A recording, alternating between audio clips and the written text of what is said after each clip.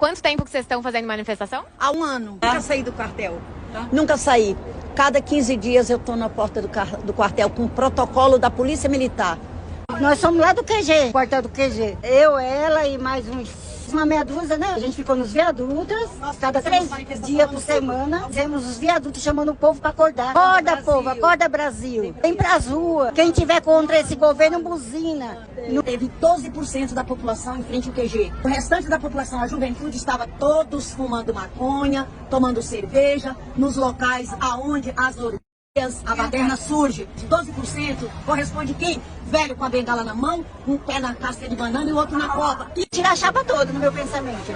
A chapa tem que cair. Tudo que os patriotas estamos levando o nome de terrorista. E ele recebe agradecimento do Hamas, que ele está apoiando o Hamas. Assassino. Quantas crianças foi colocado no forno e ele não coloca como terrorista? Gritar por liberdade e família é terrorismo. Que país é esse? Família e liberdade. Nós podemos É terrorismo, não. Porque hoje está batendo na porta dos nossos irmãos. Amanhã é na minha, na sua, seu pai, na sua mãe, nos seus filhos. No caso de quem é de esquerda, eles não vão chegar perguntando, você é de esquerda, nós vamos te poupar. Não, eles também matam porque é arquivo vivo. Muito bem, rapaziada, segunda-feira, 4 de março, 7h02 da manhã, 7 horas e 2 minutos, estamos começando o Desperta ICL de hoje. Muito bom dia, muito obrigado pela companhia de todo mundo, muito boa tarde, muito bom meio-dia, muito bom meia-manhã, muito boa noite, muito boa madrugada para quem nos acompanha em fusos horários diferentes. Este é o Desperta ICL, estamos ao vivo todos os dias às 7 horas da manhã, de segunda a sexta-feira, trazendo as principais notícias do mundo e do Brasil, dando claro texto e contexto, porque aqui a gente não fica só lendo notícia pela manhã, a gente fala um pouquinho sobre elas também, vai dando aquela espraiada intelectual para a gente entender um pouco mais o que acontece no mundo.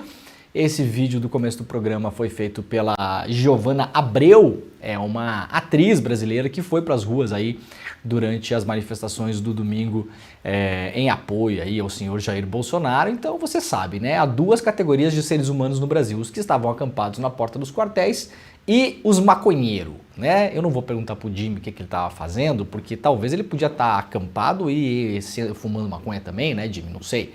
Ou podia estar em casa sem fumar maconha, porque afinal de contas a gente pode fazer isso, né? Eu não estava acampado em porta de quartel e também não estava fumando maconha. Então, concluo pela pesquisa do Datapi, do povo que estava lá, que eu sou uma pessoa inexistente, basicamente. Muito bom dia para quem nos acompanha na TV aberta, estamos ao vivo pela televisão, na TVT em São Paulo e Grande São Paulo, também pela TV Quiril Murê, em Salvador, na Bahia, para quem nos acompanha, para quem nos ouve nesta manhã no bom e velho radinho. Muito obrigado a quem está aí na companhia na Rádio Heliópolis e também na Rádio Brasil Atual. Muito obrigado pela audiência de todo mundo. Você que está nos acompanhando pelas redes sociais, estamos ao vivo no Twitter, na Twitch, no Instagram e no Facebook. E também, claro, nos canais do ICL Notícias, no canal do Eduardo Moreira, no canal do Leandro Demore. Você pode fazer aquele breve sobrevoo pelo YouTube pela manhã. Caso desejar, assine nossos canais, ative o sininho, dê like no vídeo, mas principalmente, seja lá onde você estiver acompanhando este programa, por favor, compartilhe este programa com as pessoas que você ama e também com o seu tio Bolsominion, porque nada melhor do que irritar um Bolsominion na segunda-feira pela manhã, no comecinho de março. Quem já está no nosso chat, muito obrigado pela companhia. Vá dizendo de onde você está assistindo a este programa e também como foi o seu final de semana, se as coisas estão bem, se não estão bem, se está tudo legal, se não está tudo legal. E, por gentileza, não pode bater, não pode colar chiclete no cabelo do coleguinha e não pode o que mais, Jimmy? Puxar pela camiseta, né? As coisas que não pode na escola. As coisas que não pode lá na escola, você sabe, não pode no nosso chat também. Mas o nosso chat é um chat muito civilizado, né? Foi tudo bem com vocês no final de semana, gente? Já temos aí quase 4.000 pessoas online, estamos recém começando este programa. Estamos batendo uma média no programa aí, todos os dias, de 20 mil aparelhos conectados, são muito mais do que 20 mil pessoas apenas na internet, pessoas que assistem a este programa eventualmente pela televisão, por exemplo, coloca o seu YouTube na televisão, então temos mais do que 20 mil pessoas, fora a nossa audiência na rede Desperta, nas duas rádios e nas duas redes de televisão que a gente transmite este programa, então estamos caminhando aí para uma audiência super consolidada, para muito acima de 20 mil pessoas que nos assistem todos os dias ao vivo, fora a galera que nos vê na reprise. Então é assim que vamos para o ano eleitoral de 2024. Vai ser um ano importante, claro que a gente vai fazer uma cobertura intensa sobre tudo que acontece aqui nos nossos canais, nos nossos programas ao vivo. Você sabe que a gente tem programa ao vivo das 7 horas da manhã até o 12:30, depois às 6 horas da tarde com o ICL Notícias segunda edição. Aliás, hoje estarei por lá, hoje e amanhã, lá com o Chico Pinheiro, Chico Sá e Gabriela Varela. Então, se você nos acompanha também no final da tarde, a gente se vê mais tarde no ICL Notícias segunda edição. E também faremos uma cobertura intensa das eleições esse ano no nosso site, iclnoticias.com.br. Se você ainda não conhece, você pode dar aí um Google rápido, né? ICL Notícias. Chega lá no iclnoticias.com.br. Coloque nos seus favoritos, coloque na sua barra de favoritos e coloque na sua dieta diária de informação. Se você tem o hábito de acompanhar informações todos os dias, quem acorda pela manhã vai dar um belo giro aí pelos sites brasileiros e pelos sites internacionais. Coloque o iclnoticias.com.br, que também lá nós temos várias notícias que resumem muito do que está acontecendo, principalmente no Brasil, mas também notícias internacionais todos os dias. E claro, temos reportagens exclusivas. O nosso site recém começou ali, comecinho de dezembro, mais ou menos por ali. O site está crescendo, a gente já está com um time de reportagens embrionário sendo montado e tem mais gente para chegar, então você terá informações exclusivas também no site do iclnoticias.com.br. Então coloca no Google, acessa o site, coloca nos favoritos, que é mais uma opção, e sem banner, sem, propaganda do cogumelo do sol, do Ora Pronobis, da iogurteira, do negócio para aumentar a potência sexual, sem nada disso. Você entra lá, tá limpinho, tá bonitinho, não precisa gastar meia hora clicando em xizinho de banner e vídeo que começa a tocar sem você pedir, e o negócio que sobe para fazer assinatura, e o negócio do Google que fala não sei o que, e você perde a paciência de ver. Então, no site do ICL Notícias, o negócio tá limpinho, vai que é uma beleza, nem gasta muito aí os seus acessos de celular. Vamos lá então, gente, tem bastante coisa no programa ontem. Olha, ontem o Vini Júnior, não sei se foi ontem ou foi sábado, Jimmy, você sabe, o jogo do Real Madrid? Acho que foi sábado, na verdade, né? O Real Madrid empatou com o Valência, sabe? Foi sábado? Foi sábado. Sábado o Real Madrid empatou com o Valência. O Vinícius Júnior, que é hoje o grande craque da seleção brasileira, o grande craque brasileiro no mundo todo, voltou um ano depois para o estádio do Valência, onde sofreu aqueles ataques racistas absurdos na Espanha, que aliás não deram em absolutamente nada, porque na Espanha vocês sabem, né? No primeiro mundo, gente, tá liberado racismo no estádio, super liberado, não aconteceu absolutamente nada, porque segundo as investigações na Espanha, era impossível detectar as pessoas. A gente viu pela televisão, tudo filmado, fotografado, em áudio e vídeo, mas lá na Espanha aparentemente o vídeo não chegou ainda nas autoridades policiais. E olha, eu tô falando com muita ironia, mas com muita certeza também, porque a Europa em algumas coisas é mais atrasada do que o Brasil, uns 400 anos, né? E esse tipo de coisa é capaz de ser atrasado mesmo e não poder usar o vídeo que a pessoa filma, ou os caras na delegacia não ter acesso a não sei o que. A gente acha que tudo é lindo e maravilhoso na Europa. Não, tem coisa da Idade Média na Europa, ainda com alguma frequência, inclusive. Mas o Vini Júnior voltou para o estádio do Valência esse final de semana, no sábado, um jogo de empate do Real Madrid com o Valência em 2-2. Vinícius Júnior fez os 2 gols e no primeiro gol protagonizou este belo ato aqui. Olha, talvez seja o único jogador brasileiro em atividade hoje que tenha coragem de enfrentar essas questões. Precisava disso, Vinícius Júnior? Não precisava. Ganha alguma coisa com isso, Vinícius Júnior? Pelo contrário, eu acho até que perde. O cara que vai querer patrocinar ele já olha e fala, esse aí fala de política, vamos patrocinar o outro banana lá que não fala nada, vamos patrocinar o Zé Ruela lá que fica quietinho quando acontecem as coisas. Muito bem, aqui está Vinícius Júnior protagonizando um gesto clássico, né, que remete aí à luta antirracista a partir dos anos 30, 40, Panteras Negras, em Olimpíadas já foi feito isso, já desde os anos 60, 70, e aí o Vini Júnior, no primeiro gol que ele fez, foi lá e levantou o punho cerrado para a torcida do Valência. É claro que, em sendo na Espanha, as coisas não são tão fofinhas, né? Tá aqui lá no jornal O Lance tem um resumo, né? Conheça a origem do gesto antirracista feito por Vini Júnior no jogo do Real Madrid, mas ontem mesmo já saiu pela internet aí um vídeo publicado que uma brasileira que estava na torcida do Valência flagrou uma criança chamando o Vini Júnior de macaco. Isso aqui não é do ano passado. Isso aqui é de ontem, no momento que ele faz o gol, faz o gesto antirracista e a torcida do Valência, parte dela, continua fazendo o que fez um ano atrás. Aqui, claro, o rosto da criança está borrado, porque no fim das contas não é culpa da criança, né, gente? A criança não nasce racista. Essa criança aprendeu com os pais, aprendeu com a família, aprendeu com os amigos da família e está lá no estádio simplesmente replicando o que ela já deve ter escutado na torcida do Valência algumas dezenas de vezes, escutado em casa, inclusive.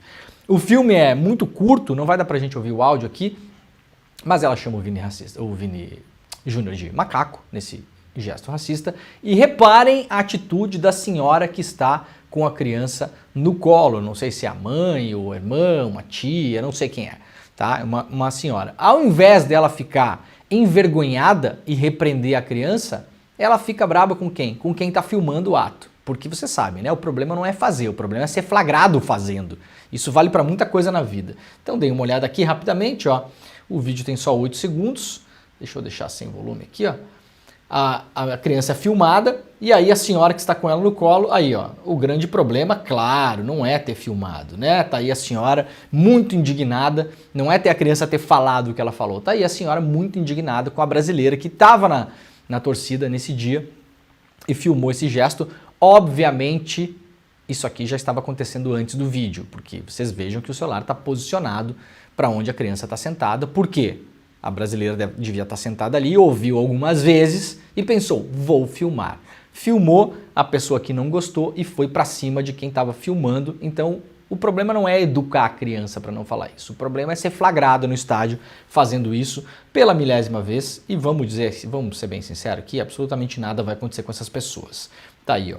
Foi filmada. Aí, ó. A senhora tá filmando? É sim, tô filmando a educação que a senhora dá aí para sua filha, ou para sua irmã, ou sei lá o que acontece, né? O nome da brasileira que filmou isso é Ana Anjos. Ela assistia ao jogo no estádio Mestala e registrou as ofensas. A mãe do menino tentou impedir a gravação, porque, claro, a educação, segundo ela, tá ótimo. Segundo aqui a matéria, é a mãe da criança mesmo.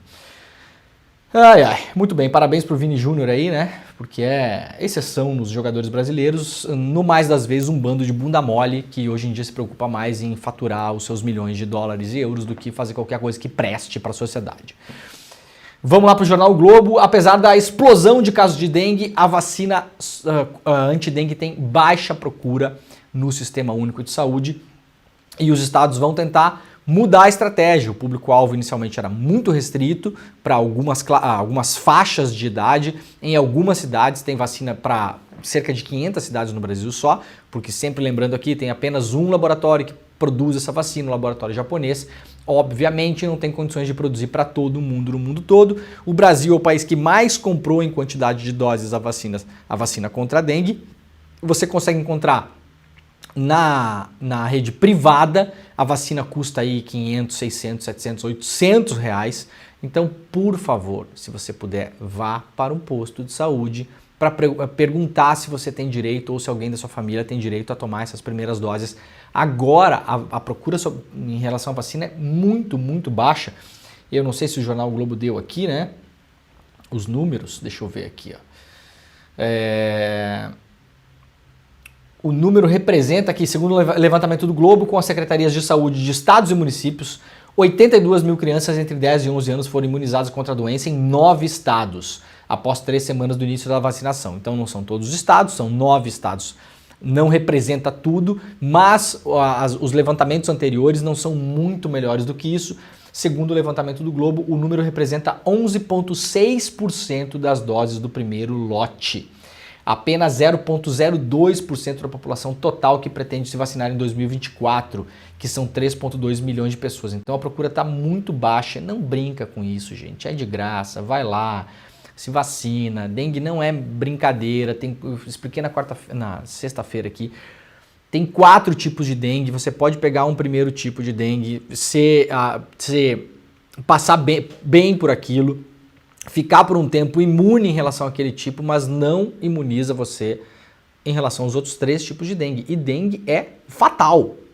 É fatal. Tem muito pouca coisa a ser feita depois que você pega dengue. Você controla ali a febre, controla os sintomas, mas não há muita coisa que possa ser feita. Seu organismo tem que se virar com esse negócio. E conforme você pega 1, 2, 3 vezes, a depender da variante, a coisa pode ficar feia mesmo. A gente já tem uma quantidade de mortes bem grande no Brasil, porque a gente está num surto de dengue absurdo aí. Esse ano deve bater todos os recordes de pessoas que pegaram ou morreram por conta da dengue no Brasil nos últimos tantos anos, né? Tivemos um inverno no ano passado muito fraco, muito ameno, e isso acaba, e muitas chuvas, um verão muito quente, isso acaba que prolifera o número de mosquitos e está perigoso, inclusive em regiões onde não é normal que tanta gente adquira dengue, principalmente as regiões mais frias do país. Então, por favor, eu sei que tem gente que acompanha esse programa que muitas vezes por preguiça, por esquecimento, porque acha que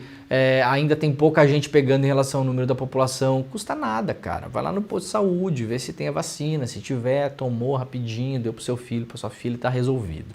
Claro que parte disso é consequência do inconsequente Mor, que estava na presidência da República até um pouco tempo atrás, que incentivava as pessoas a não tomar vacina. Muita gente acabou tendo a cabeça entupida de porcaria e acha que não precisa, acha que vacina tem microchip, que vai ser espionado, que aquela cor que vira radioativo, que vira jacaré, que não foi testada, que é aquela coisa toda, né? Pessoas que ao longo da vida nunca criticaram vacina, tomaram todas as vacinas do mundo, deram todas as vacinas para o filho, de uma hora para outra virou cientista todo mundo. Todo mundo virou cientista. Aliás, tem um monte de médico que virou cientista por aí, né? Vocês sabem que médico não é cientista, já expliquei várias vezes aqui.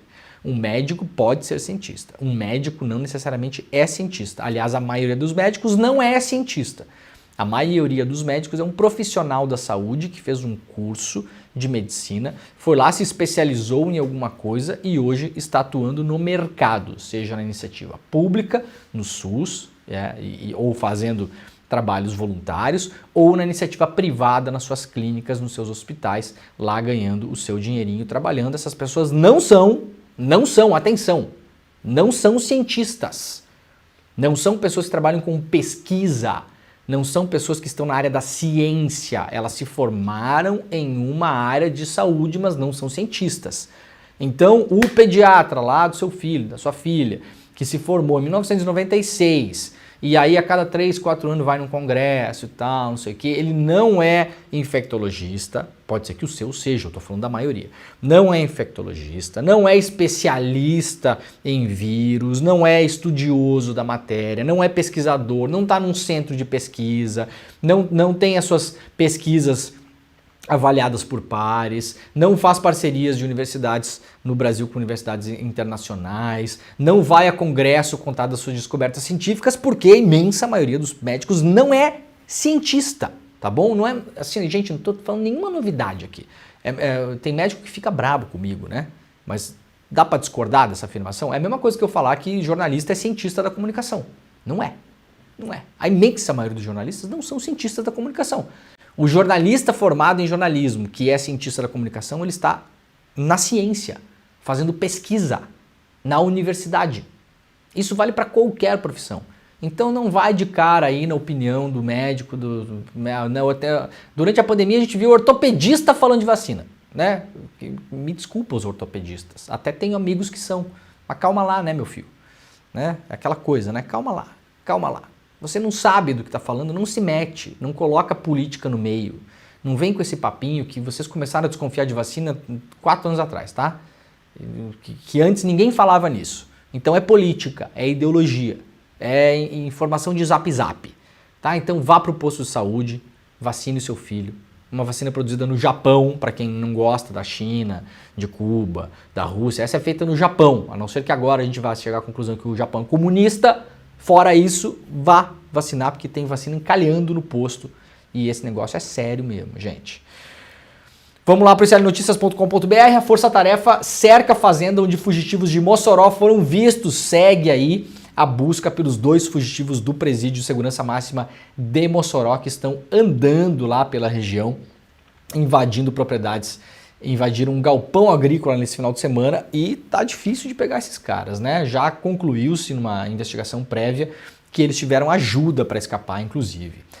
Obra-prima de Jefferson Tenório é censurada em cidade do Rio Grande do Sul. Vencedor do Jabuti de 2021, o escritor Jefferson Tenório teve seu premiado livro O Avesso da Pele censurado na cidade gaúcha de Santa Cruz do Sul.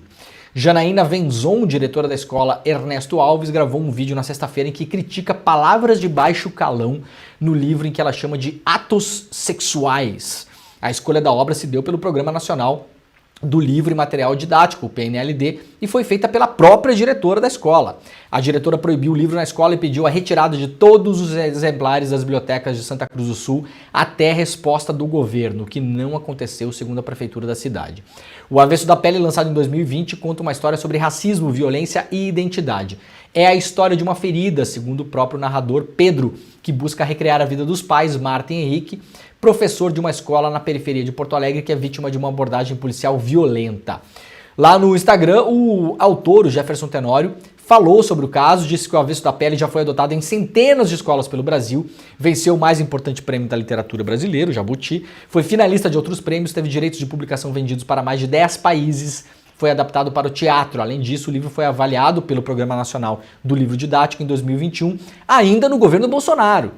Então, quem colocou esse livro nas escolas, viu o professor aí de Santa Cruz do Sul, né? Que eu já posso até imaginar, eu não vou nem falar nada, tá? Eu não vou nem falar nada, mas eu já posso até imaginar. Posso até imaginar. Foi o Bolsonaro que colocou esse livro na escola. Tá bom, tia? Foi o Bolsonaro. Só pra você saber. Tá usando isso aí pra ideologiazinha barata, pra disputinha política, então tem que esfregar na cara esse negócio também da pessoa. A própria diretora assinou a ata de escolha do livro, ou seja, ela pode alegar no mínimo que ela assinou sem ler o livro. O que para uma diretora da escola, né, ô diretora, pega bem não, né? A sua pior saída, o professor, a diretora, é alegar ignorância, que é a pior saída. As distorções e fake news são estratégia de uma extrema-direita que promove a desinformação. O mais curioso é que as palavras de baixo calão e os atos sexuais do livro causam mais incômodo, segundo o autor, do que o racismo, a violência policial e a morte de pessoas negras. O Tenório disse ainda que não vai aceitar qualquer tipo de censura ou movimentos autoritários que prejudiquem estudantes de ler e refletir sobre a sociedade em que vivemos. A gente sabe de onde vem isso aí e por que isso está acontecendo. Olha aqui só uma imagem rápida, o Caetano Veloso homenageou a Palestina no show que ele fez em Porto Alegre nesse final de semana. Ele pegou uma bandeira, tá aqui um frame, né? Publicado lá pelo iclnoticias.com.br. Ele pegou uma bandeira que estava lá na plateia, alguém entregou para ele. Eu não entendi direito se foi a produção ou foi a plateia, porque ele pegou meio no canto do palco assim, estendeu a bandeira, depois colocou a bandeira no chão. No show, esse show era para ter saído no ano passado, o Caetano acabou ficando doente, o show foi postergado para esse ano e finalmente aconteceu nesse final de semana, se eu não me engano foi na sexta-feira ou no sábado, lá no Parque da Redenção em Porto Alegre. Ainda rapidamente lá no ICL Notícias, enchentes levam o governo do Acre a decretar emergência em saúde pública. O nível do rio Acre atingiu 17 metros e 52 centímetros neste sábado e causa alagamentos terríveis aqui no Acre, né? Publicado pela Agência Brasil, republicado pelo ICL Notícias, um decreto de emergência em saúde pública diante do alto nível e das chuvas que afetam o estado desde 21 de fevereiro. As chuvas dos rios afetam 19 municípios e por causa da enchente há locais isolados e casas submersas. Vamos lá para o jornal O Globo. Na Argentina, miséria cresce com taxa de pobreza em quase 60% e falta comida em restaurantes populares. Olha, não dá para dizer duas coisas do Milei. Primeiro, aliás, uma coisa só que se desdobra em duas. Não dá para dizer que o Milei estava mentindo. Não dava. No ano passado, quando assumiu, o Milei falou que as coisas iam piorar muito antes de melhorar.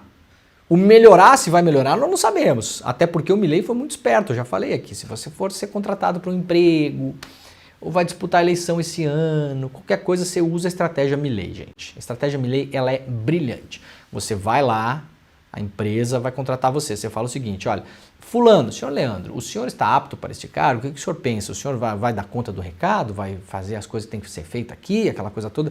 O senhor fala o seguinte, ó, faz a mesma coisa que o Milei falou. Estou apto para este cargo, eu quero muito assumir este emprego, mas olha só, quando eu assumir, a coisa vai piorar muito antes de melhorar. Vai piorar, eu vou chegar aqui nessa empresa, vou tocar o terror, vai piorar tudo. O clima vai ser uma porcaria, a gente não vai mais conseguir entregar os produtos, metade da filial vai fechar, os clientes vão ficar bravos, vão lá no Reclame Aqui encher o saco, vai piorar muito. Mas, daqui a 30 anos, nós voltaremos a ser a empresa líder do mercado. Exatamente o que o Milei falou quando assumiu. Vai piorar muito a vida de todo mundo, mas a Argentina voltará a ser uma potência mundial daqui a 30 anos. Segundo o Milei, voltará a ser, como já foi, uma das principais economias do mundo. Essa história da Argentina de ser uma das principais economias do mundo é meio mequetrefe, tá, gente? Porque na verdade verdadeira, primeiro aconteceu há quase 50 mil anos atrás, onde a economia do mundo não era nem perto do que é hoje. A Argentina jamais teria condição de ter ocupado o lugar que ocupou numa área industrial, por exemplo, e a Argentina era uma das principais economias do mundo, entre aspas, porque era uma imensa fazenda do Reino Unido. Essa é a grande verdade. Vamos colocar as coisas como elas estão, tá? Era uma colônia econômica, comercial do Reino Unido, e isso favoreceu a Argentina durante um tempo, favoreceu a Argentina, favoreceu os produtores argentinos, a meia dúzia ali que é dona das terras. Tá? Então esse é o passado idílico do Milei. Aí a pobreza vem piorando, claro. Hoje são 27 milhões de argentinos pobres, de um total de 44 milhões de pessoas. 4,8 milhões de pessoas recebem ainda ajuda do governo e, como diz a matéria aqui, falta comida nos restaurantes populares. Vamos lá para a revista Fórum. Muito obrigado já às 14 mil pessoas que estão ao vivo na internet nos acompanhando, mais de 14 mil pessoas, 14 mil aparelhos conectados. Muito obrigado pela audiência. Espalhe esse programa, tá, gente? Pega o link e manda aí, manda no grupo de Zap, manda no Facebook, coloca no Twitter, manda lá no TikTok, sei lá onde você quiser colocar, manda por e-mail, espalha, porque a gente está ao vivo todos os dias às 7 horas da manhã e esse ano vai ser um ano importante para as pessoas acompanharem a notícia, porque é um ano eleitoral que vai dizer muito sobre o Brasil de hoje e sobre o Brasil de amanhã, tá bom? Então manda o link aí que a gente agradece. Gigantes do streaming compram minérios de garimpo ilegal. As gigantes do entretenimento Amazon e Walt Disney Company, que operam aplicativos de streaming de alcance mundial, ao lado de outras grandes marcas como Starbucks, compraram minério oriundo de garimpo ilegal que atua na terra indígena Yanomami. As informações são da Polícia Federal e da Comissão de Valores Imobiliários dos Estados Unidos e foram publicadas em reportagem da Folha neste domingo. A PF investiga uma empresa chamada White Solder Metalurgia e Mineração, uma mineradora que produz estanho em escala global. Em seu site, a empresa alega participar de toda a cadeia produtiva do metal, desde a mineração da cassiterita, que dá origem ao estanho. Por sua vez, a terra indígena Yanomami é rica no minério e não são raros nos últimos anos os casos de garimpeiros presos em embarcações repletas de cassiterita nos rios que cortam o território. Também é de conhecimento público que a atividade garimpeira em si é a causa do morticínio indígena. Nesse contexto, a empresa White Solder foi alvo em dezembro de 2023, portanto pouco tempo atrás, da Operação Forja de Hefesto da PF. O nome da empresa apareceu em registro obtido pelos investigadores que aponta como recebedora de 166 milhões em cassiterita oriunda da Cooperativa de Produtores de Estanho do Brasil. A cooperativa é apontada pelos investigadores como uma espécie de intermediária entre organizações criminosas de garimpo ilegal e essa grande mineradora. Os repórteres da Folha então recorreram ao portal da Comissão de Valores Imobiliários dos Estados Unidos e descobriram que a White Solder figura como fornecedora da Amazon, da Walt Disney, da Starbucks, entre outras. Disney e Amazon não comentaram. O Starbucks, por sua vez, disse que é comprometido com os valores éticos e toda a sua cadeia de fornecedores e não tem mais contratos vigentes com a White Solder. Isso aqui publicado na Folha, republicado hoje lá na Fórum. Se você não tem assinatura da Folha e não consegue ler a matéria, vai lá para a Fórum, que está resumido, bonitinho e dando crédito para a Folha de São Paulo como tem que ser. Vamos lá para o jornal o Globo. Além do sistema First Mile, a tal da ABIN paralela também usava microfones, câmeras escondidas, drones e softwares para invasão de celulares e computadores, relatam servidores. Matéria do Eduardo Gonçalves, da Sara Teófilo e do Thiago Bronzato, publicada lá no jornal o Globo, menos de uma hora atrás, às 4h30 da manhã, na verdade um pouquinho mais de uma hora atrás, né? A ABIN usou, além do sistema para monitorar a localização de pessoas, equipamentos como microfones direcionais, câmeras escondidas, drones e programas maliciosos. A utilização dessas ferramentas está na mira de uma investigação da Polícia Federal que encontrou indícios de um esquema de espionagem ilegal no governo Bolsonaro. Numa investigação interna da ABIN, um servidor relatou em 2021 que o órgão chefiado pelo Ramagem, atual deputado federal, decidiu adquirir, por exemplo, uma série de drones. A ideia era enviar os drones, os veículos aéreos não tripulados, para operações de vigilância nas superintendências regionais, sem especificar o limite das utilizações. Os drones chegaram nas superintendências regionais, não tinha ninguém habilitado para pilotar os drones, eles voltaram para Brasília e depois essas pessoas nas regionais receberam treinamento em Brasília. Todo esse aparato de investigação na mão da ABIN está agora sob suspeita para entender de que modo eles foram usados. Nós tivemos alguma ideia disso com a operação da ABIN paralela, da ABIN do Bolsonaro.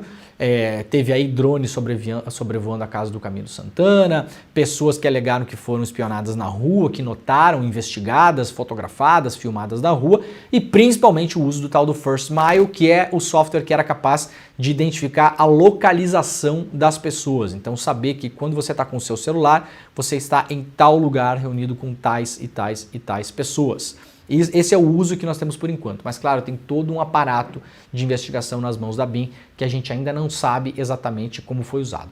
Lembrando que alguns nomes investigados já foram publicados, havia uma expectativa de que na semana passada a lista completa da ABIN fosse publicada na internet para que todo mundo pudesse acessar, isso não aconteceu por enquanto. Entre os nomes investigados, vários nomes de políticos, os espionados, né, ilegalmente pelo aparato do Estado brasileiro, vários nomes de políticos, juízes, desembargadores, ativistas, jornalistas. Na semana passada eu mostrei aqui que o meu ex-colega de Intercept, o Glenn Greenwald, o seu marido, David Miranda, o ex-deputado Jean Willis e eu, nós 4 fomos espionados pela ABIN paralela lá naquele escândalo chamado Pavão Misterioso. Para quem não sabe, volta alguns programas atrás aí que a gente explicou tudo isso que aconteceu.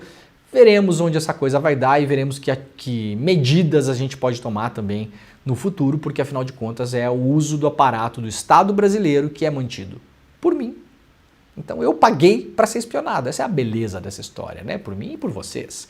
Nós, sociedade civil, decidimos que o Estado brasileiro teria uma ABIN, uma decisão da sociedade civil. A gente pode acabar com a ABIN amanhã. Podemos? Uma decisão nossa, da sociedade civil. Né? Em tese, né? Porque aí você vota, aí chega lá o político e faz aquela coisa lá que a gente não concorda e também não acontece nada. Mas em tese é isso. Agora, na prática eu fui pago para ser espionado ilegalmente, porque essa é a beleza dessa brincadeira toda, né? Vai lá, meus impostinhos, né? Vai lá, faz tudo direitinho, faz tudo bonito, não deixa nada para trás, organiza a vida, né? Faz tudo certinho, aí os caras pegam um pedacinho do meu dinheiro e usam para me espionar ilegalmente. Ah, beleza, né? Ai, ai, ai. Gente, olha só, matéria importante publicada pela revista Veja nesse final de semana, a agenda do general Heleno, que foi apreendida pela Polícia Federal no apartamento do Heleno, né, na busca e apreensão que aconteceu lá em Brasília, tinha roteiro contra o Judiciário, Polícia Federal. Eu vou ler a matéria aqui para vocês, enquanto isso a gente vai rodar um pouquinho as imagens, né, Jimmy?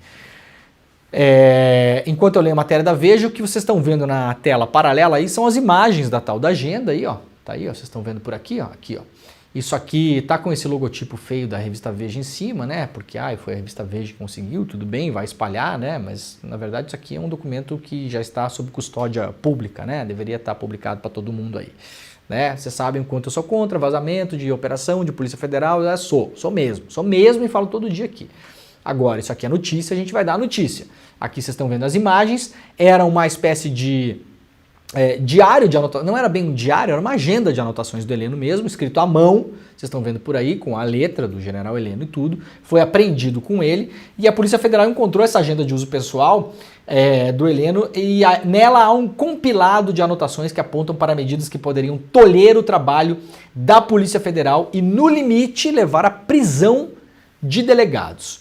Sobre um pretenso verniz legalista, Heleno, um dos alvos da busca e apreensão que mira autoridades em relação ao golpe de Estado, registrou uma espécie de roteiro que consistia em unir o Ministério da Justiça, a Advocacia Geral da União e a Presidência da República para, a pretexto de combater supostas ordens judiciais exorbitantes, impedir que a polícia cumprisse determinadas decisões de juízes. Ou seja, parte desse grande golpe que a gente viu sendo tramado no Brasil aí, parte dele estava na mão do Heleno e consistia em, por exemplo, se a coisa tivesse logrado algum fim um pouco melhor no 8 de janeiro e viesse uma decisão judicial para, por exemplo, esvaziar a esplanada, prender determinadas pessoas, por exemplo, a cúpula da Polícia Militar do Distrito Federal, que foi o primeiro ato do braço armado que operou no 8 de janeiro. Aliás, a cúpula está presa, virou ré na semana passada. E as investigações tanto da Polícia Federal quanto da CPMI, da CPI que teve no Distrito Federal, mostram claramente o envolvimento da cúpula da Polícia Militar do Distrito Federal nas intenções golpistas, inclusive com o uso de um colega de farda como laranja. Lembram da matéria do Intercept, publicada 3 semanas atrás? Os caras pegaram um colega de farda que estava afastado por motivos psiquiátricos, médicos, sequer tinha porte de arma, e colocaram esse colega de farda no comando dos policiais que deveriam cuidar da segurança da esplanada no dia 8, para caso a coisa desse errado, a culpa cair em cima desse colega. Matéria importantíssima publicada pelo Paulo Motorim, repórter lá do site The Intercept Brasil. E aí, nós temos agora o quê? Essa agenda do Heleno que dizia o seguinte: se vier alguma ordem judicial, lembram da história do Bolsonaro, 7 de setembro de 2021, falando que não ia cumprir mais nenhuma ordem do Alexandre de Moraes? As coisas vão, vai encaixando.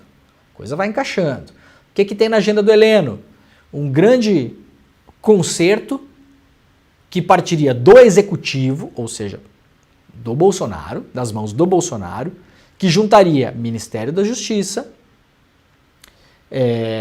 a Advocacia Geral da União e a Presidência da República para fazer o seguinte: se vier uma ordem judicial, a gente vai fazer um esquema aqui entre esses 3 órgãos, o Ministério, a Presidência e a AGU, a gente faz um esquema que pareça um negócio legal e a gente vai falar que a ordem não será cumprida.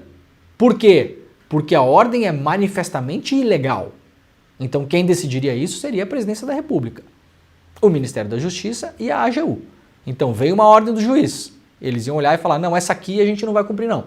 Por quê? Porque a gente avaliou aqui e ela é ilegal. E a partir disso, segundo as anotações da agenda do Heleno, poderia-se inclusive prender delegados da Polícia Federal que fossem executar a ordem, porque delegado, você sabe, vê a ordem do juiz, o delegado vai lá e executa. Não contesta, executa. Pelas anotações do ex-ministro do GSI, funcionaria assim. Primeiro, o Ministério da Justiça identificaria uma linha. Vamos levantar aqui para explicar um pouco melhor, Jimmy? Vamos lá. Primeiro, o Ministério da Justiça identificaria uma linha de atuação para a PF. Na sequência, instada pelo Ministério da Justiça, a Advocacia Geral da União apontaria se a decisão é judicial, se a decisão judicial é legal ou ilegal. Então, o Ministério da Justiça vai lá e aponta para a AGU: olha só, essa decisão aqui de, por exemplo, afastar o governador do DF. Essa decisão judicial aqui, por exemplo, de desmantelar acampamento golpista. Veio uma decisão e falou: tem que desmantelar esse acampamento golpista porque, segundo essa lei, não pode. Tá bom? Aí o Ministério da Justiça provoca a AGU vai lá. Vamos lembrar quem era da AGU? André Mendonça, antes de virar ministro do Supremo Tribunal Federal. A AGU vai lá, não nessa época aqui, né? Aqui já estava no Supremo. E fala: não, essa decisão aqui, segundo a nossa avaliação da AGU aqui, é ilegal. É ilegal. E aí, por fim, o próprio presidente da República, segundo as anotações do Heleno, né? Não, o Bolsonaro não tem nada a ver com isso, não é tentativa de golpe, não tem digitais do Bolsonaro. Segundo o próprio Heleno, o presidente da República daria força normativa para essa nova regra da AGU, que previa, por exemplo, prender em flagrante um delegado que se dispusesse a cumprir uma ordem judicial que a AGU tivesse elencado como ilegal. Então, veio a ordem de um juiz, vinha para baixo para o delegado cumprir. Mas, em paralelo, o senhor Bolsonaro ia lá, junto com a AGU e com o seu Ministério da Justiça, e falava, essa aqui a gente não vai cumprir. O delegado ia olhar para o lado e ia falar o seguinte, que é o que tem que falar mesmo. Olha, o juiz está mandando. Não importa o que a AGU acha. A AGU é a Advocacia Geral da União. Ela pode fazer análise, parecer, ela pode entrar com um processo, ela pode entrar para defender a União no STF, pode fazer um monte de coisa, mas ela é parte de um processo. A AGU não determina em ordenamento nenhum. Vocês imaginam o seguinte, agora a AGU, imagine se fosse usado pelo Lula desse jeito, né? O STF manda fazer uma coisa, ó, tem que fazer isso aqui, tá aqui, ó, uma determinação. E a AGU fala assim, deixa eu ver aqui, não, eu acho que essa determinação aí é ilegal. Não é assim que funciona, né? A AGU tem que entrar como parte no tribunal, tem que apresentar os seus motivos, as suas razões, pensar provas, eventualmente fazer a defesa da União. Não é a AGU que sentadinho lá fala assim, não, essa aqui não, essa aqui sim, essa aqui não. O delegado que fosse cumprir a ordem do juiz, segundo a agenda, o meu querido diário do Heleno, poderia ser preso. Poderia ser preso. Como que é o nome disso, será? Hein? Tem gente ainda vivendo num mundo paralelo achando que a coisa era brincadeira, né? Que não se concretizou, que era só intenção, que os caras não se organizaram. Isso aqui não é se organizar para fazer um golpe de Estado? O que é a organização, então? O que mais precisa de tudo que a gente viu para ser uma organização? Porque tem essa tese na praça. Eu respeito, mas discordo veementemente. Ficou só na intenção. Gente, a intenção é quando está na sua cabeça. Intenção é quando está na sua cabeça. Quando você comenta no bar com alguém. A partir do momento que você fez minuta de golpe, roteiro de golpe, foram 2 apreendidos no celular do Mauricide. Agora tem a agenda do Heleno, mostrando que, opa, se a coisa começar a ir para o lado que a gente quer, talvez alguém do judiciário tome alguma decisão. Na cabeça deles, Gilmar Mendes e Alexandre de Moraes, eram os 2 que eles tinham na cabeça. Que eram os 2 que estavam a princípio como os que seriam presos pela minuta de golpe que seria lida pelo Bolsonaro. Então, se o Gilmar Mendes ou o Alexandre de Moraes tomar uma decisão judicial, né, por exemplo, a gente vai aqui ocupar a presidência da República do Lula aqui em janeiro. Aí vai o STF e fala, os senhores têm que sair daí. O senhor Jair está fazendo o que aí se o senhor não é mais presidente da República? Vaza! Aí os caras iam encampar o Ministério da Justiça e a AGU e não sei mais o que e falar, essa decisão aqui, não. Aí aparece uma equipe da Polícia Federal para cumprir a decisão. Ou fazer uma busca e apreensão, ou fazer uma prisão. E aí, segundo as anotações do Heleno, a presidência da República poderia mandar prender o delegado. Isso aqui, para algumas pessoas, não é organização de um golpe de Estado. Isso aqui é só intenção. Ficou só na intenção. Eu não sei o que mais precisa para ser uma organização de golpe de Estado. A AGU faz um texto fundamentando na Corte Federal afirmando sobre a ordem ilegal. Existe um princípio de direito de ordem manifestamente ilegal não se cumpre, escreveu o general. Aprovado o parecer da AGU para toda ordem manifestadamente ilegal, não é para ser cumprida porque seria crime de responsabilidade. Isso aqui é tudo o diário do Heleno, meu querido diário. Um enredo tem pontos de convergência com o roteiro do suposto golpe de Estado revelado por Veja e encontrado no celular do tenente-coronel Mauro Cid. Revelado por Veja não, né, gente? O mundo inteiro publicou esses negócios aqui, né? A imprensa me irrita um pouco essas coisas aqui. O celular do Mauro Cid, gente. Foi revelado, na verdade, pela CPI do golpe. E todo mundo publicou esse negócio. Na época, a PF havia identificado o texto de uma minuta para a decretação de estado de sítio a ser colocado em prática diante de supostos desmandos e arbitrariedades do Poder Judiciário.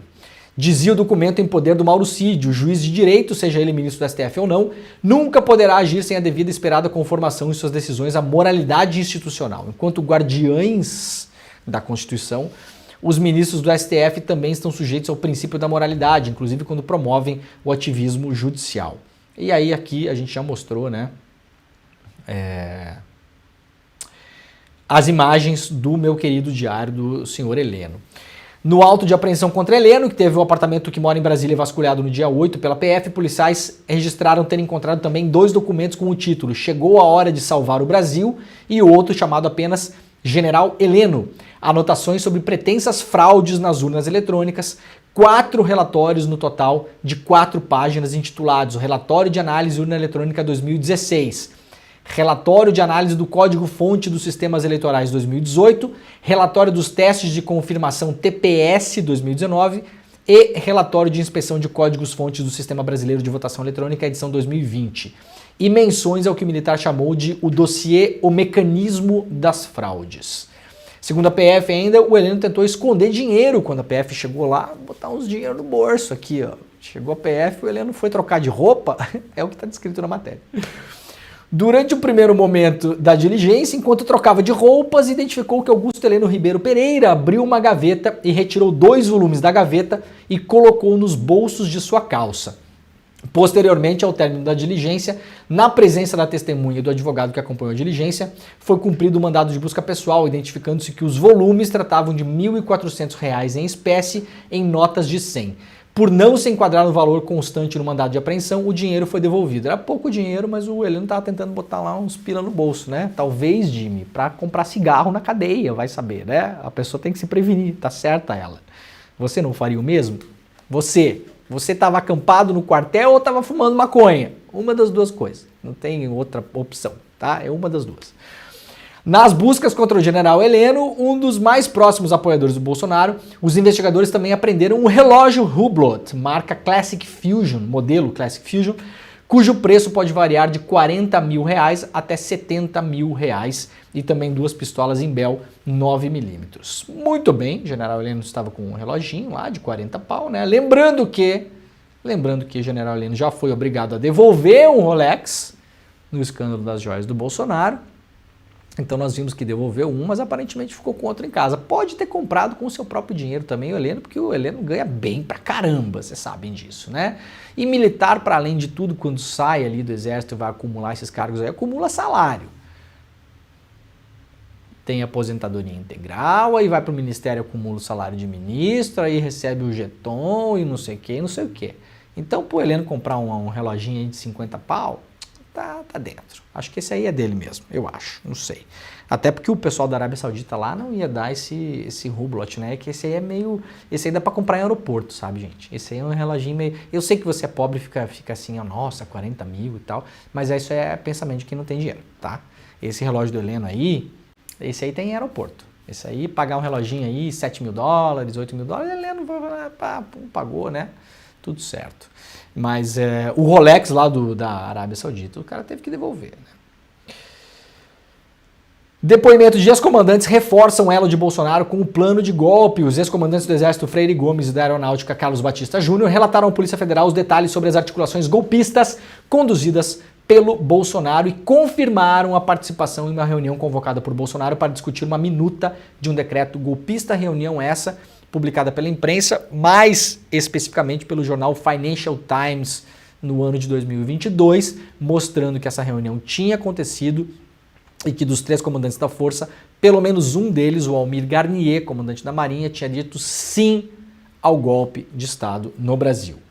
Os depoimentos foram considerados importantes para os investigadores já que corroboram as suspeitas iniciais da investigação e trouxeram novos elementos para o aprofundamento do assunto.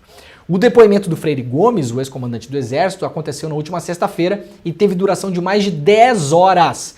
Ele estava em viagem fora do país e retornou ao Brasil para prestar esclarecimentos à PF. No seu relato, ele confirmou sua participação na reunião sobre o decreto golpista. A informação foi revelada no sábado pela CNN e confirmada pelo UOL. Já o ex-chefe da Aeronáutica, o Batista Júnior, também confirmou a participação nessa mesma reunião, de acordo com fontes que acompanham a investigação. O teor dos depoimentos, por enquanto, está sob sigilo. Essas articulações golpistas foram inicialmente relatadas à Polícia Federal pelo Mauro Cid, ex-ajudante de ordens do Bolsonaro. Segundo contou o Cid aos investigadores, o ex-assessor Felipe Martins, que nesse momento está preso, apresentou uma minuta de um decreto golpista a Bolsonaro que previa convocar novas eleições e prender adversários políticos. Bolsonaro consultou os ex-chefes das Forças Armadas a respeito do documento. Segundo o relato de Cid, o então comandante da Marinha, Almir Garnier, manifestou apoio à iniciativa e colocou suas tropas à disposição de Bolsonaro. Mas o plano golpista teria sido rejeitado por Freire Gomes e Batista Júnior. Segundo a matéria do Financial Times, o Batista Júnior, que era o da Aeronáutica, ficou calado. E o Freire Gomes teria alertado o Bolsonaro de que o caminho não seria muito interessante, biriri, bororó, bororó. Daí até serem legalistas vai um caminhão de distância. Eu já expliquei isso aqui várias vezes antes. Legalista teria saído dali e denunciado o Bolsonaro no STF, na polícia, na PGR, sei lá, eu teria dado uma entrevista pública, uma coletiva, explicando, olha, acabei de sair de uma reunião, aconteceu isso seria um militar legalista. Tá? Tudo bem que ele não aderiu inicialmente ao golpe, ao que tudo indica, segundo o Mauro Cid, segundo ele próprio, mas isso não é legalismo, isso é uma outra coisa. Segundo o Freire Gomes declarou no mês passado, ele não denunciou o Bolsonaro porque ele ficou com medo que a coisa ganhasse uma escala e a situação piorasse. Então tá aí, essas são as explicações. Os depoimentos dos ex-comandantes do Exército da Aeronáutica corroboram o relato da delação premiada de Mauro Cid. O comandante da Marinha também deu depoimento e ficou em silêncio. Na avaliação de fontes que acompanham as investigações, essas provas colhidas até o momento já comprovam que a reunião golpista de fato existiu. Agora a PF analisa os telefones celulares apreendidos na Operação Tempus Veritatis para buscar detalhes sobre a participação de outros personagens, incluindo os militares. Aqui, uma charge do sempre brilhante Aroeira, mostrando aí que a pérola dos depoimentos é o Bolsonaro. Dá para colocar isso aí em tela cheia, Jimmy? Se a gente puder, para as pessoas olharem. O Aroeira é o melhor de todos, né? Charge publicada lá no Brasil 247, a pérola do depoimento, o Bolsonaro escondido aí no cap dos generais. Muito bem, segundo a Bela Megali, lá no Jornal o Globo, a Polícia Federal já tem data para finalizar os inquéritos do golpe, das joias e da vacina que envolvem o Bolsonaro. E a expectativa é que dentro de 4 meses esses inquéritos todos estejam finalizados. Um deles apura a tentativa de golpe de Estado. Os investigadores apresentarão até julho o relatório final deste caso ao STF. Essa investigação é considerada pelo ex-presidente e seus advogados a única que teria potencial para levá-lo à prisão. Por isso o alerta é total sobre os movimentos da PF em relação a esse caso. Os outros 2 casos é o caso da fraude do... Tirar a cara do Bolsonaro aqui, porque começar segunda-feira desse jeito é difícil, né? Os outros 2 seriam a fraude do cartão de vacinação, que aliás é graças a ela que a gente está vendo tudo isso que a gente está vendo agora aqui, né? Porque graças à fraude a gente chegou no Ailton, que era o militar lá, e aí foi pegando, e Mauro Cid, papapá, e foi, né? E espalhou. Bolsonaro, era só ter vacinado, meu filho. Fácil. Fácil. A sua política antivacina matou 700 mil pessoas no Brasil e vai acabar por matar a sua carreira política também. E se tudo der certo, levar o senhor para a cadeia. Essa é a grande ironia dessa história toda. A outra investigação é a investigação das joias, né, do contrabando de joias. Segundo traz a Bela Megali, a avaliação dos advogados do Bolsonaro é que esse caso não representa um grande risco para o Bolsonaro. Então a grande questão é a tentativa de golpe de Estado. Talvez aqui a apresentação do final do relatório até julho. Os investigadores apresentarão o relatório final ao ministro Supremo Alexandre de Moraes. A não ser que nesse caso tenha alguma diferença, na verdade ele vai para a PGR. A polícia termina o inquérito, finaliza o inquérito.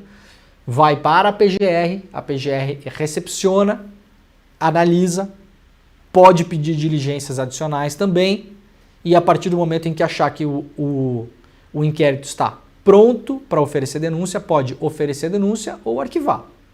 Tem esse caminho ainda, hein, gente? Ainda bem que não está mais o Augusto Aras lá, hein?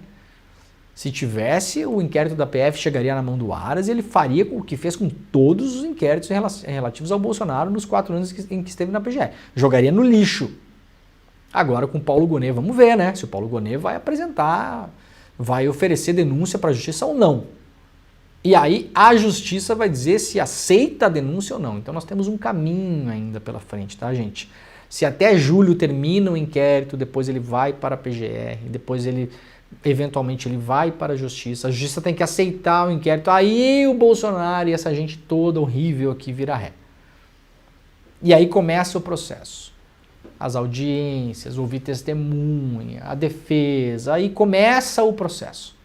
Então temos um caminho longo pela frente ainda em relação a esse caso. Olha, tem bastante coisa aqui, mas não vai dar tempo de olhar tudo. Deixa eu ver se tem alguma outra coisa importante. Paraná. Vamos lá para cá. Acho duas notícias para fechar o programa, que a gente já está indo para o final, né, Jimmy? Lá na revista Veja também, então, o STF retoma nessa semana o julgamento sobre o porte de drogas. O placar está 5-0 pela descriminalização para porte para o consumo. A avaliação na corte é de que um novo pedido de vista vai interromper o julgamento. Isso aqui é aquele julgamento que a gente já está acompanhando desde o ano passado. Você sabe, a legislação brasileira, ela diferencia usuário de traficante, mas essa diferenciação na hora que chega na delegacia, meus amigos, minhas amigas, ela não é clara. E aí ela é definida pela cor da pele, pelo quanto dinheiro tem na carteira e pela origem. É assim, porque não há uma coisa clara na lei que diga lá para o delegado que no fim das contas é quem decide. O delegado lá na hora de fazer o BO, é o delegado que decide se a situação em que a pessoa foi pega era tráfico ou era para uso. Então o STF está tentando dar uma cara um pouco melhor para esse negócio. Colocar inclusive uma quantidade X que poderia ser apreendida e tal. Porque hoje é assim, o cara foi pego fumando baseado. O cara é preto. Tá na esquina de uma comunidade, uma favela. Foi pego fumando baseado ali, chegou na delegacia, é tráfico. Atitude suspeita, local suspeito, indivíduo suspeito, é tudo suspeito. O cara foi pego fumando baseadinho na praia do Leblon, ali nem pegar não pega. Ali nem pegar não pega, né? Seus maconheiros. Ou tava na porta do quartel ou é maconheiro, saibam disso. Segundo a tiazinha que começou o programa hoje aqui. Tá? Então esse assunto volta a ser discutido essa semana aí. E uma última notícia do dia, hoje publicada pela revista Fórum: Israel matou em poucos meses mais do que os Estados Unidos mataram em 20 anos no Afeganistão. Esse é um dado objetivo, né, que temos lá. Aliás, o próprio porta-voz dos Estados Unidos, na semana passada, admitiu que já são 30 mil mortos em Gaza. Depois voltou atrás. 30 mil mortos ao menos, porque tem dezenas de milhares de pessoas desaparecidos. Desaparecidos nesse contexto de bombardeamento em Gaza, você pode imaginar onde as pessoas estão, né, gente? As pessoas estão embaixo dos prédios arrebentados. Então, 30 mil mortos é o que se contou até agora, nessa infeliz contagem que a gente vem vendo aí desde outubro. Tá bom? Jimmy, vamos terminar o programa com o vídeo que a gente tocou no começo do programa? Pode ser? Porque aí as pessoas podem ver o vídeo com atenção, quem não pegou no começo do programa, para tentar entender em que categoria de ser humano você está no Brasil hoje. Ou você está acampado na porta do quartel, ou você é maconheiro. Tá? Então vamos deixar aqui para vocês terminar o programa de hoje. Muito obrigado, estamos começando o Resenha Semana, 4 de março de 2024, agora está começando o ICL Notícias, primeira edição, e a gente tem programação aí até depois do meio-dia. Fica com a gente e eu volto hoje às 6 horas da tarde, a gente se vê por lá, tá bom? Valeu, tchau. Quanto tempo que vocês estão fazendo manifestação? Há um ano. Nunca saí do quartel. Nunca saí. Cada 15 dias eu estou na porta do quartel com o protocolo da Polícia Militar. Nós somos lá do QG, quartel do QG. Eu, ela e mais uma meia dúzia, né? A gente ficou nos viadutos, cada 3 dias por semana. Fizemos os viadutos chamando o povo para acordar. Acorda, povo, acorda, Brasil. Vem pras ruas. Quem tiver contra esse governo, buzina. Teve 12% da população em frente ao QG. O restante da população, a juventude, estava todos fumando maconha, tomando cerveja, nos locais aonde a baderna surge. 12% corresponde quem? Velho com a bengala na mão, um pé na casca de banana e o outro na copa. E tirar a chapa toda, no meu pensamento. A chapa tem que cair. Tudo que os patriotas estamos levando o nome de terrorista. E ele recebe agradecimento do Hamas, que ele está apoiando o Hamas. Assassino. Quantas crianças foi colocado no forno e ele não coloca como terrorista? Gritar por liberdade, família, é terrorismo. Que país é Deus esse? Pátria, Assim? Família e Liberdade. Nós podemos É terrorismo, não. Porque hoje está batendo na porta dos nossos irmãos. Amanhã é na minha, na sua, seu pai, na sua mãe, nos seus filhos. No caso de quem é de esquerda, eles não vão chegar perguntando, você é de esquerda, nós vamos te popar. Não, eles também matam porque é arquivo vivo. Mesmo depois de sobreviver a 2 tentativas de feminicídio, a maior violência que Maria da Penha sofreu foi por parte do Estado brasileiro. O primeiro julgamento do seu agressor só foi acontecer 8 anos depois do crime. E mesmo sentenciado, ele conseguiu sair em liberdade. A justiça em nome de Maria só veio acontecer quase 20 anos depois, quando a sua história motivou a criação de uma lei que protege as vítimas de violência doméstica. Dia 10 de março, um domingo às 8 horas da noite, nós convidamos você para ouvir um relato poderoso e inesquecível. Vamos exibir uma entrevista exclusiva para ouvir dela a verdade sobre sua luta de sobrevivência e histórias. Vai ser um encontro fundamental para compreender a verdade sobre a violência doméstica no Brasil. Para não perder essa aula aberta, online e sem replay, é só clicar no link que aparece neste vídeo. Convide as suas amigas e seus amigos também. Ninguém pode perder este debate. Nos vemos lá.